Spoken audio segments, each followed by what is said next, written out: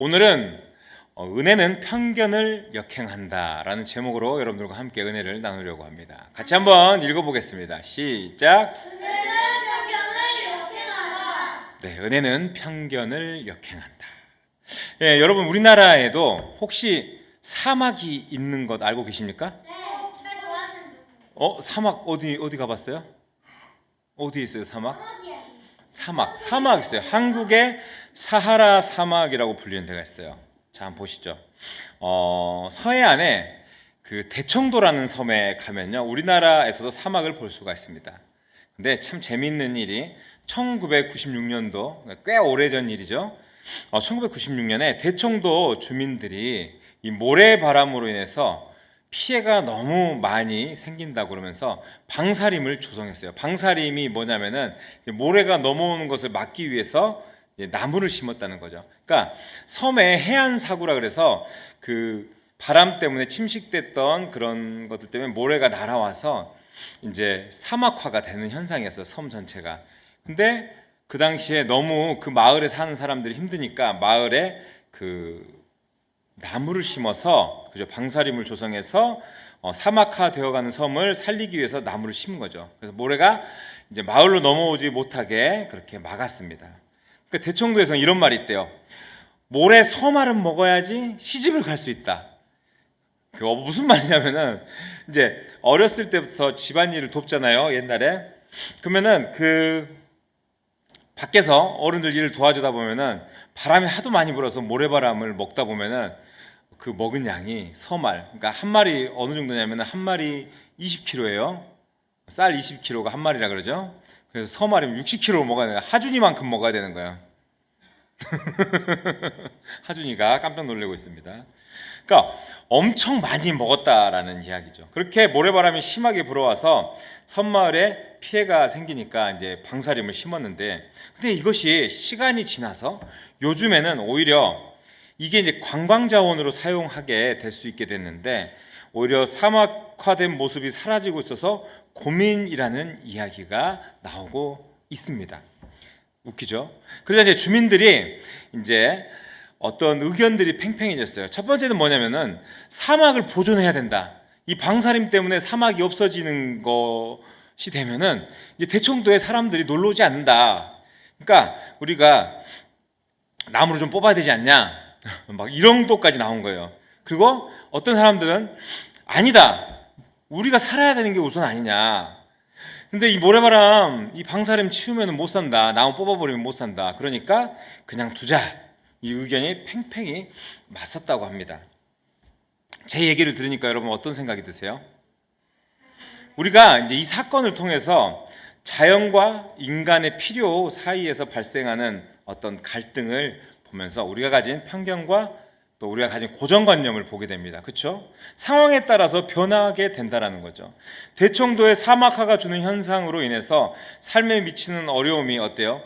시대가 변해가면서 관광자원으로 오히려 그들에게는 필요한 존재가 되어버린 오늘날을 돌아보았을 때 늘 우리가 가진 생각과, 그렇죠? 우리가 가진 신념과 우리가 가진 지식과 우리가 가진 지혜만 옳다고 외치며 살아가는 것은 옳지 않다라는 것을 우리가 깨닫게 된다라는 것이죠.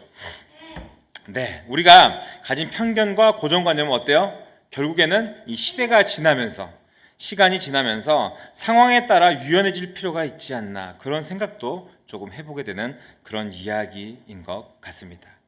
자, 오늘 본문의 주요 인물 누굽니까? 여자. 어떤 여자? 사마리아. 네, 맞습니다. 사마리아 여인입니다. 이 사마리아 여인과 예수님의 대화, 여러분들이 너무나 잘 알고 계실 텐데요. 우린 여기에서 등장하는 이 사마리아 여인에 대한 우리들의 편견이 있어요. 그 우리들의 편견과 또 사마리아 여인이 가지고 있는 예수님에 대한 편견, 그리고 그 편견이라는 것으로 인해서 신앙인이 그 편견에 어떻게 잠식되고 우리에게 주어지는 또 은혜가 이 말씀 가운데 무엇이 있는지 한번 살펴보면서 어떻게 우리의 은혜를 제한하고 있는가, 이 편견들이, 또 그런 것들도 좀 돌아보면서 현대를 살아가는 우리에게 어떤 편견이 우리의 눈과 귀를 가리우는지 돌아보는 귀한 은혜의 시간이 되기를 소망합니다. 네. 자, 첫 번째로 사람들의 겉모습은 달라도 우리 본질이 같다는 것을 우리가 인지해야 하겠죠. 우리 한번 말씀 한번 이 돼지 말씀 한번 읽어보도록 하겠습니다. 시작. 다시 한번 크게 시작. 사람들의 겉모습은 달라도 본질은 같습니다. 네, 사람들의 겉모습은 달라도 본질은 같다라는 거죠. 우리 말씀 한번 읽어보겠습니다. 4장 7절부터 9절의 말씀입니다. 쉬운 성경으로 준비했는데요. 같이 한번 읽어보겠습니다. 시작. 사마리아 여자 한 사람이 물을 기르러 나왔. 예수님께서는 그 여자에게 주시오라고 말씀하셨습니다. 이 일이 일어날 즈음 예수님의 제자들은 먹을 것을 사러 마을로 내려가고 그 자리에 없었습니다. 사마리아 여자는 예수님께 당신은 유대 남자고 나는 사마리아 여자인데 어떻게 나에게 마실 것을 달라고 할 수 있습니까? 당시 유대인들은 상종을 하지 않았습니다. 네, 아멘. 자, 사람들은 자신에게 필요한 사람을 고용하거나 또 일하거나 또는 함께 사역할 사람들, 그런 사람들 또는 친구를 선택할 때도 어때요? 자신만의 기준이 있습니다. 자신만의 기준이 있습니다. 그 기준이 어떤 것은 외모, 또 어떤 것은 능력, 어떤 것은 학력, 또 그 사람의 삶의 배경, 또 신뢰도, 심지어는 그 사람이 어느 학교를 나와서 고향이 어디인지 그런 것까지 따지는 경우도 있다라는 것이죠. 굉장히 중요합니다. 그래서 이런 질문을 한번 드려보고 싶습니다. 여러분이라면 이제부터 제가 지금 설명하는 두 사람 중 누구에게 복음을 전하는 복음 전도자로 사명을 맡기면 좋을지 한번 판단을 해보십시오. 자, 한쪽은 성경을 잘 아는 학자입니다. 그리고 리더십을 갖췄고 도덕적으로 정말 흠잡을 데가 없는 인물입니다. 반면에 다른 한쪽은 5번의 이혼 경력이 있습니다. 그리고 지금도 정식 배우자가 아닌 사람과 살고 있고 기독교와는 상관없는 지역에 살고 있는 사람입니다. 자, 어떤 사람을 선택하시겠습니까? 답이 나옵니까? 1번. 네, 우리 하윤이가 바로 망설임 없이 1번을 얘기했습니다. 그죠? 우리들의 기준, 또 세상의 기준으로 본다면 누구에게 예수님의 복음을 맡기는 것이 유익한지 저 초등학교 1학년 어린이도 단방에 대답할 수가 있는 그런 것입니다. 자, 놀랍게도 우리가 계속해서 살펴보고 있는 요한복음은 3장과 오늘 본문인 4장에서 이 두 사람을 연이어서 배치하고 있습니다. 저번에 3장에 나온 사람을 본 적이 있는데 한밤중에 예수님을 찾아온 종교 지도자 누구죠? 네, 니고데모입니다. 네, 니고데모 늦었습니다. 네, 니고데모입니다. 그리고 다른 한 사람은 대낮에 환하고 뜨거운 대낮 정오에 우물가에서 예수님을 만난 사마리아 여인입니다. 두 사람은 모두 예수님을 만났습니다. 많은 학자들이 오늘 4장이 시작하자마자 등장하는 이 사마리아 여인의 이야기가 3장에 나온 니고데모와 이 두 사람을 대조를 이루기 위해서 저자가 의도적으로 이렇게 기록한 사건이다라고 많은 학자들이 그렇게 이야기를 합니다. 그렇다면 왜 요한복음의 저자는 그렇게 배치를 했을까요? 분명히 이유가 있을 것 같은데요. 그죠? 우리는 3장과 4장에 등장하는 두 사람의 다른 점과 같은 점을 살펴보면 우리가 그 이유를 알 수가 있습니다. 우선 3장에 등장했던 니고데모는 남자입니까? 여자입니까? 남자입니다. 남자. 네, 남자예요. 남자라는 성별이 이 당시에는 굉장히 중요합니다. 그리고 성경을 잘 아는 이 사람이 바리새인이에요. 바리새인. 그리고 아주 잘 나가는 그 당시 사회에서 아주 극상류층에 속하는 초엘리트라고 할 수 있는 사내들인 공회원의 세상 말로 출세한 사람, 그죠? 거기다가 존경받는 종교인, 도덕적으로 흠잡을 데 없고 저 사람 평판을 들어보니까 겸손하고 점잖고 정말 지식이 많고 좋은 사람이더라라는 그런 사람이었습니다. 반면에 오늘 본문의 사마리아 여인 어땠어요? 사마리아 여인. 일단 출신이 사마리아예요. 사마리아가 왜 안 좋은지 알아요? 아니에요. 물이 없어서가 아니라 예전에 이제 유대인들, 북이스라엘과 남유다 왕국 알죠, 여러분들? 그 시대에 같은 이스라엘 사람이에요, 사마리아도. 근데 그렇게 남유다와 북이스라엘이 나누어져서 이 사마리아 사람들은 이제 북이스라엘 사람들이죠. 먼저 멸망하고 또 그러면서 신앙을 버리게 되고 이방 민족의 신들을 믿게 되고 그러면서 또 그곳에서 피가 섞이고 혼혈 정책으로 인해서 다른 민족들과 피가 섞이고, 그래서 남유다 출신의 사람들이 뭐라고 하냐면은 배신자들, 저것들은 혼종들이다, 신앙을 버렸다, 그러면서 그들을 배척하고 미워하고 또 시간이 흘러갔지만 단절된 관계로 그렇게 살았습니다. 게다가 성별이 뭐예요? 여자예요, 여자. 여자는 먹고 살기 정말 힘든 때가 이 시대의 사람들이 여자입니다. 그리고 험난한 인생을 살아온 하층민으로 보입니다. 이전에 니고데모는 초상류층으로 보였으면은 이 사람은 하층민으로 보인다고 합니다. 왜냐하면 남편이 5번이나 바뀌었다는 거예요. 그러니까 자기 의지로 바뀐 게 아니라 먹고 살아야 하기 때문에 남편이 없으면은 먹고 살 수가 없거든요. 길에서 죽어야 될 수도 있어요. 그래서 남자들에 의해서 선택받고 다시 버림받고 선택받고 버림받고 이러기를 5번이나 했던 상처받은 너무나 마음 아픈 그런 사람이었다라는 것이죠. 여러분 이렇게 비교를 했어요. 비교를 했는데 두 사람이 어떤 같은 인생을 비슷한 형편을 그렇게 겪고 있는 사람 같아 보입니까? 아니죠. 전혀 그렇지 않습니다. 전혀 다른 인생을 살아가는 사람처럼 보이죠. 전혀 다르다고 할 수 있습니다. 한 사람은 어때요? 당장 먹고 살기도 버겁지만 어때요? 한 사람은 풍요로운 인생을 살아가고 있는 그런 사람 아닙니까? 두 사람의 이 수준 차이가 하늘과 땅 차이였지 않았겠어요? 그죠? 신분, 그죠? 재산, 그 다음에 가지고 있는 학위, 평판, 삶에 미치는 영향력, 사회에 미치는 영향력 등등 모든 삶의 지표들이 한쪽은 정말 주류를 살아가는 그 주류 인생에서도 최고 정점을 찍고 있는 그런 사람이었다면 한쪽은 어때요? 비주류의 삶, 그죠? 어렵고 힘든 삶, 낙후된 삶, 그런 비주류에서도 정점을 찍고 있는 사람이지 않나라는 생각이 듭니다. 여러분 만약에 이 두 사람이 요즘 시대에 좀 규모가 있는 큰 교회에서 한번 같이 신앙생활을 한다고 상상을 한번 해보세요. 어떨 것 같아요? 이 두 사람이 엄청 엘리트 장로님이에요. 많이 배우신 분이고 뭐 차도 막 진짜 벤츠 타고 다니시고 뭐 해도 제가 좀 너무 속물처럼 이렇게 비교했지만 너무 화려한 명품 옷도 입고 다니고 하여튼, 근데 한 분은 너무 가난한, 당장 하루라도 일하지 않으면 먹고 살기 힘든 그런 여자 집사님이세요. 이 두 분이 교회에서 만난다면은 대화라도 한번 제대로 할 것 같아요?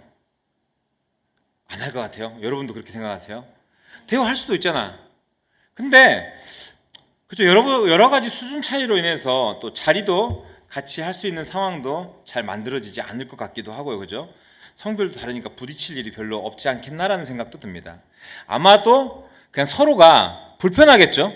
불편하니까 아마 서로가 교제를 피할 것이지 않나라는 생각도 듭니다. 제가 사역을 하다가, 그죠? 사역을 하다가 많은 만남과 교제를 가지고 또 그분들에게 많은 고민과 어려움을 듣고 기도 제목을 나누며 함께 했던 적이 있어요. 그러면서 느낀 점이 있다면은 그분들의 고민과 염려에 차이가 있다라는 것이었죠. 먼저 A라는 집사님이 있었어요. 이 집사님은 이런 얘기를 해요. 목사님, 제가 정말 열심히 교회도 섬기고 우리 아이들 데리고 교회도 나오고 싶고 정말 그렇게 하고 싶은데요. 근데 당장 제가 일하지 않으면 어렵기 때문에 주일도 제가 가끔씩 3교대를 합니다. 그러다 보니까 2, 3주에 한 번씩은 제가 어쩔 수 없이 교회를 빠지게 돼요. 그러다 보니까 그럴 때마다 너무 마음이 어렵고 또 내가 너무 초라해 보여요. 그래서 다른 분들하고 실은 말도 섞기 싫고 교제도 하기가 좀 불편하고 정말 제 주제도 정말 모르는 것 같이 사는 것 같아서 욕먹는 것 같아서 손가락질 받는 것 같아서 정말 싫어요. 그래서 주님과 더 깊은 교제로 나아가고 싶지만 제 마음을 모르는 주님께 좀 원망스러운 마음도 들고 너무나 힘드네요. 이렇게 고백하시는 분을 만난 적이 있어요. 너무 어렵겠죠?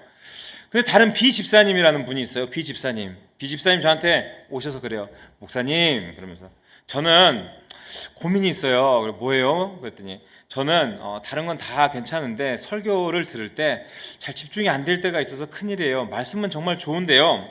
정말 그 말씀을 통해서 저를 돌아봐야 되는데 별로 그렇게 되지 않은 것 같아요. 왜 저는 하나님께 말씀에 집중하지 못하고 영적으로 깨어있지 않게 하실까요? 참 그런 게 요즘 고민이 됩니다. 이런 질문을 해요. 네. 어때요?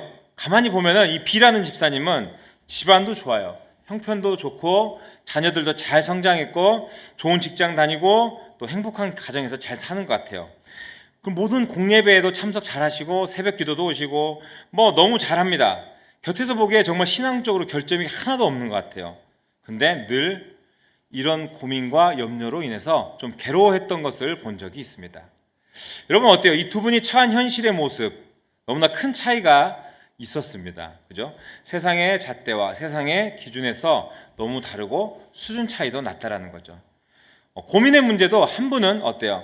신앙의 회복을 바라는 어떤 신학적인 B라는 집사님은 그런 고상한 어떤 고민이었다라면 한 분은 어때요?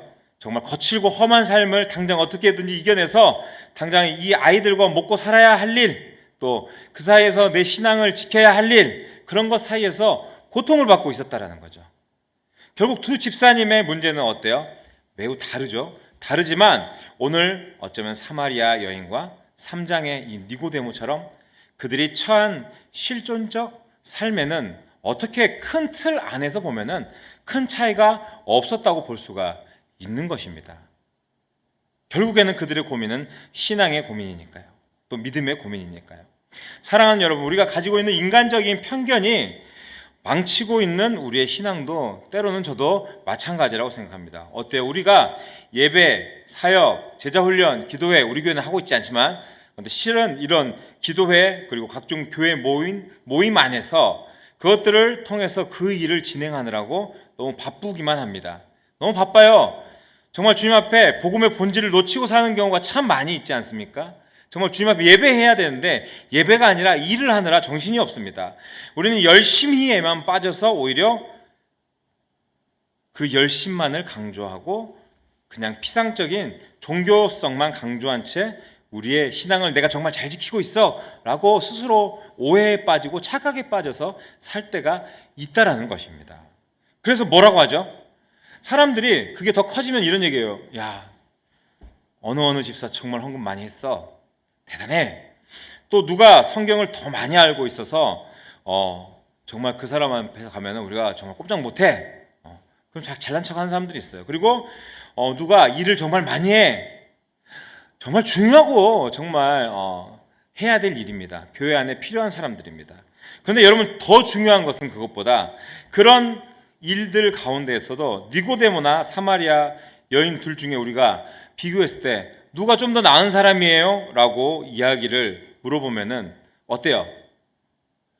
니고데모가 나아 보인다라고 세상적으로 이야기를 할 수가 있지만 본질적으로는 둘을 비교했을 때 주님 앞에서 우리가 하나님 앞에 섰을 때 어때요? 차이가 있습니까? 없어요. 똑같은 죄인입니다. 별 차이가 없는 사람들입니다.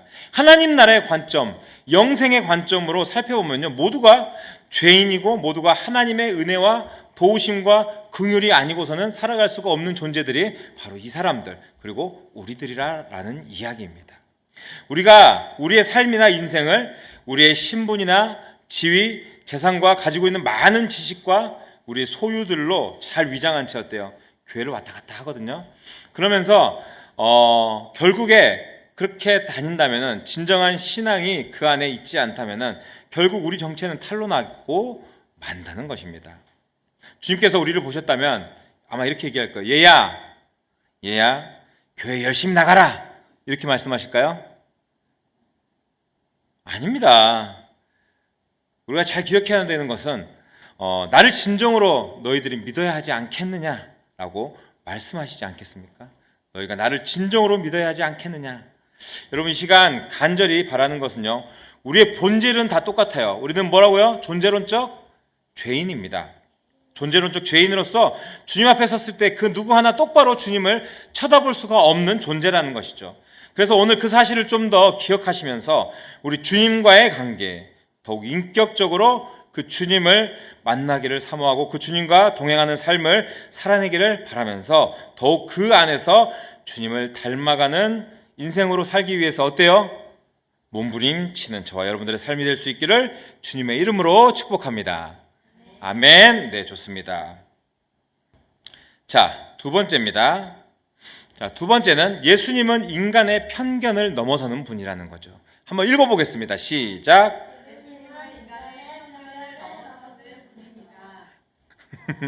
자, 말씀 읽겠습니다. 우리 막둥이 크게 읽으세요. 시작.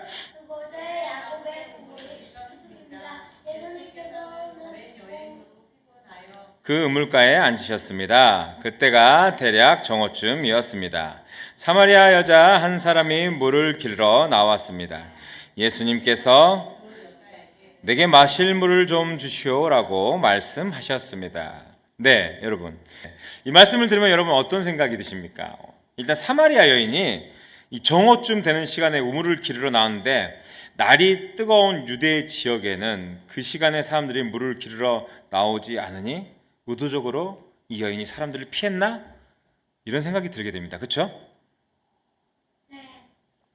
그리고 이런 생각이 지배적일 것인데 그럼 그 여인에 대해 어떤 편견이 생기세요? 아마도 그녀가 죄가 많기 때문에 사람들을 피해 다니는 죄인이 아닐까라는 생각을 하게 됩니다. 그죠? 그죠?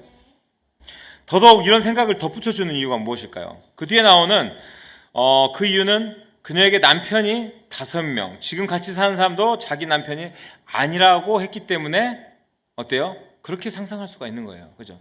우리는 상상의 나래를 펼칩니다. 그런데 이렇게 물어볼 수가 있어요. 대낮에 사람을 피해서 물을 뜰어 나온 사람은 무조건 죄인입니까? 무조건 죄인이에요? 아니에요. 그냥 나는 극아이형의 사람이기 때문에 사람들하고 말 섞기도 싫고 부딪히기 싫으니까 나 조용할 때 가서 물 뜰 거야. 약간 이런 거 있잖아. 나 에버랜드 가기 싫어. 나 줄 서서 사람들하고 부대끼는 거 너무 싫어. 그냥 난 조용히 혼자 집에서 넷플릭스 보든지 웹툰 보든지 가만히 있을게. 그런 사람도 있잖아요. 그죠? 다른 겁니다. 그녀가 사람이 많은 것이 싫거나 낯가름이 심한 것일 수도 있지 않습니까? 근데 이런 질문에 우리가 오해하지 말아야 할 문제 중 하나가 또 있어요. 당시에는 여인이 아까도 얘기했지만 남자가 없이는 살아갈 수가 없어요.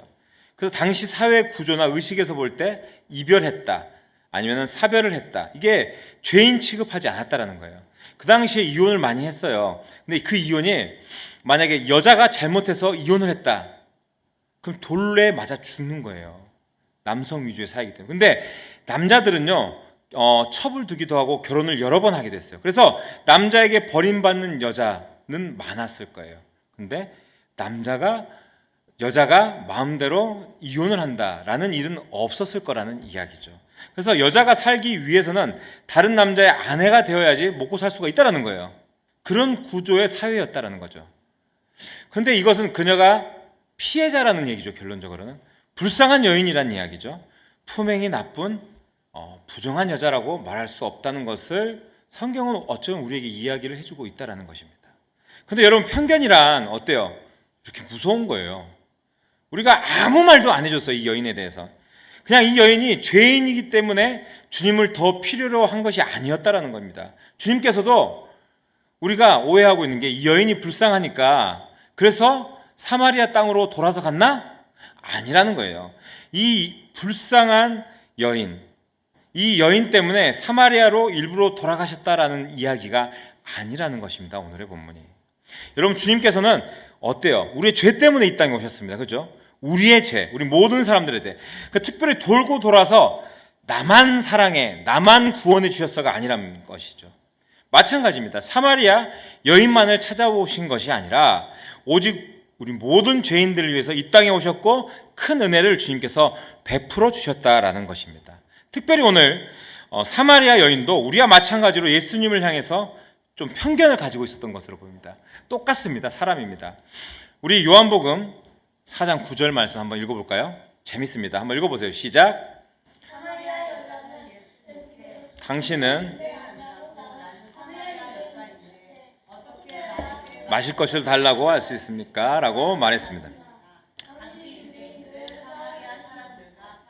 네. 서로 아는 척하고 그러지 않았다라는 거죠. 네. 예수님이 유대 남자고 또 유대인들은 사마리아 사람들과 상종하지 않는데 왜 나에게 물을 달라 하느냐라고 지금 질문합니다. 그죠? 정말 건방지게 얘기할 수도 있는 거예요. 왜냐면요, 사마리아 여인이 딱 보기에 촌사람 같은 거예요. 갈릴리 촌사람, 말투가. 강원도 사람. 여기 어디래요? 이렇게. 그럼 전 물 한 잔 주면 안 되겠어요? 이렇게. 사투리에서. 서울말로 저기 이보시오, 나에게 물 한 잔 주시오. 예수님이 그렇게 한 게 아니라 여러분들 되게 율곡이 그 강원도 강릉 사람 그 말투로 해서 뭐요? 그죠? 일만양병설인가 10만양병설이 되지 않았다라는 이야기처럼, 그죠? 그냥 사마리아 여인이 보기에 예수님은 촌사람이에요. 왜냐하면 옷 입는 것도 촌사람이에요. 그러잖아. 옷차림만 보면은 저 인간이 촌에서 왔는지 시골에서 왔는지 알 수가 있잖아요. 패션 센스가 없다라는 게 아니라 그만큼 지저분해 보이고 겉모습이 보기에도 딱 무시하게 좋은 그런 외형을 갖추고 있다라는 거죠. 말투도 촌말투. 여러분 어떻습니까? 어떻게 보면은 이 사마리아 여인의 식견이 실은 우리 모습 같지 않습니까? 우리도 그렇잖아요. 우리도 어때요? 들은 대로 보이는 대로 판단하죠. 그 보이는 정보로 인해서 그 사람을 판단합니다. 그래서 보이는 사람이 그 사람이 정말 좀 옷차림이 초라하고 그러면은 쉽게 어때요? 무시하기도 하고 함부로 대하죠. 그죠? 말도 막 함부로 틱틱거리기도 하고. 근데 저기 나한테 온 사람이 명품 브랜드의 좋은 수트를 딱 입고 왔어요. 좋은 구두, 비싼 시계 이렇게 왔어요. 그리고 나서 멋진 차를 타고 오면서, 그죠? 벤츠를 쭉 타고 왔어요. 그러면서 저 멀리서 부터 그 사람들을 보면 어때요? 주눅이 듭니다. 주눅이 들어요. 근데 나중에 알고 보면 초라해 보이는 분들이 가짜로 더 돈이 많고, 그죠? 재력도 많고 훌륭한 인품을 가진 검소한 사람이다라는 것을 알 수도 있을 때가 있고요. 명품 옷에 좋은 차 타고 다녀서 부자인 줄 알았더니 순 사기꾼이에요.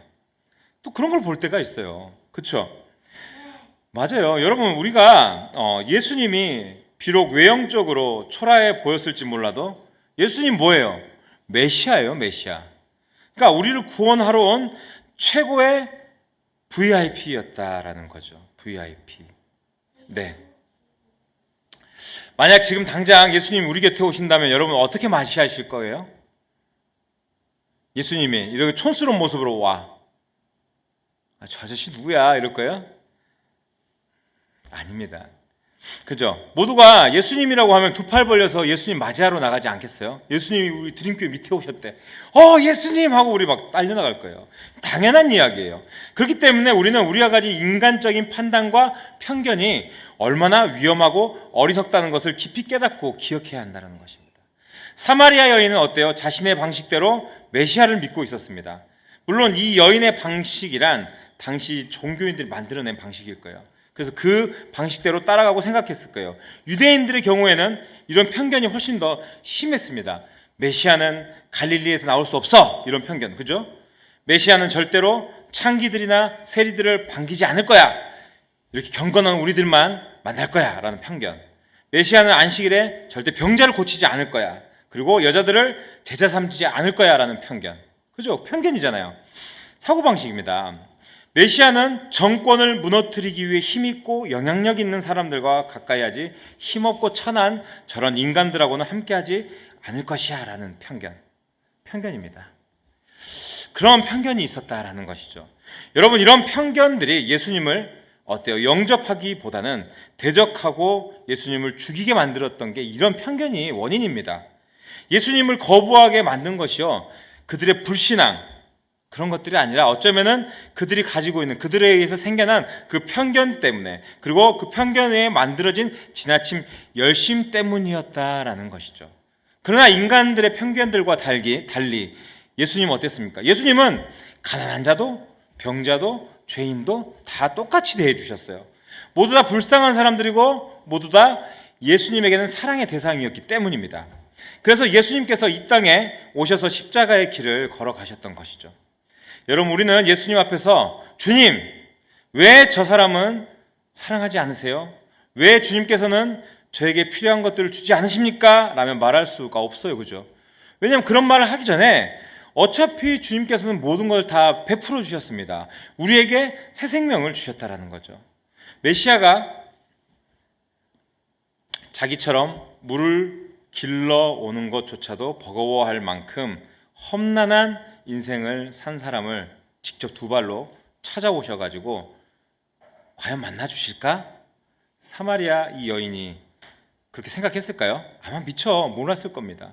상상도 못했을 겁니다. 메시아가 자기 곁에 찾아올 거라고 상상도 못했을 거예요. 그렇지 않습니까? 아니 만약에 왔다고 해도 진짜 예수님 맞아요? 에이 그런 소리 하지 마세요. 제 인생이 얼마나 재수가 없는 여잔데 그런 로또 같은 일은 저에게 안 생길 거예요 라고 생각을 했을 것이라는 거죠. 하지만 주님은 그 여인을 만나셨고 당신의 제자로 삼으셨습니다. 세상 사람들은 아무도 거들떠보지 않는 여인이었고 자기 스스로도 하나님 관심 밖에 있다고 생각하는 그런 자라도 주님은 어때요? 결국에는 그런 자를 주목하시고 그런 자에게 새 생명을 주신다라는 것입니다. 사랑하는 여러분, 그런 주님께서 오늘날 저를 찾아오셨고 여러분들을 찾아오셨어요. 네, 우리 하윤이도 찾아오고 저기 자고 있는 하준이도 찾아오고 우리 하연이도 찾아오셨다라는 거죠. 근데 아직도 우리는 어떤 우월감에 빠져서 그런 이야기를 하는지 모르겠지만 내가 옆에 자고 있는 우리 형보다 내가 나아 그렇게 얘기할 수도 있어요. 하윤이가 아니 내가 저 인간보다 믿음이 더 좋아 내가 좀 더 괜찮은 사람이지 않아? 라고 하는 편견 때문에 때로는 주님을 멀리하기도 하고 영적인 허세와 또 교만함으로 주님을 저 멀리 할 때도 있을 겁니다. 그렇지만 어때요? 언제나 주님께서는 그런 부끄러운 우리들을 항상 만나주시고 기다리고 계셨다라는 것이죠. 여러분, 이 끝없는 사랑과 그 깊이를 알 수 없는 주님의 은혜는 모든 편견들을 역행하고 있습니다. 믿으십니까? 네, 아멘. 그래서 우리는 우리의 생각이나 우리의 주장이 아닌 은혜에 의지해서 나 자신을 돌아보고 내 주변 사람들도 은혜로 바라보아야 하는 것입니다. 결국 여러분 은혜는 자격이 있는 자를 더 찾는 것이 아닙니다. 자격이 있는 자를 더 찾는 것이 아니에요. 자격 없어도 주님께 갈급하고 주님 알기 원하고 그로 인해 자신을 주님 앞에 내어놓기를 원하는 그런 돌아보는 자들만이 주님의 은혜를 누릴 수가 있다는 것입니다. 이 시간 간절히 바라는 것은 우리도 이렇게 은혜를 통해 인간적인 종교적인 편견을 넘어서서 사랑을 베풀고 더 이해하고 연약함을 덮어주는 그런 신앙인의 삶을 살기를 주님의 이름으로 축복합니다. 그래서 나랑 저 인간 정말 안 맞아. 저 인간 로또 같아. 정말 안 맞아. 저 인간이랑 상종도 하지 말아야지. 이런 사람이나 또 학교에 이런 친구가 있다.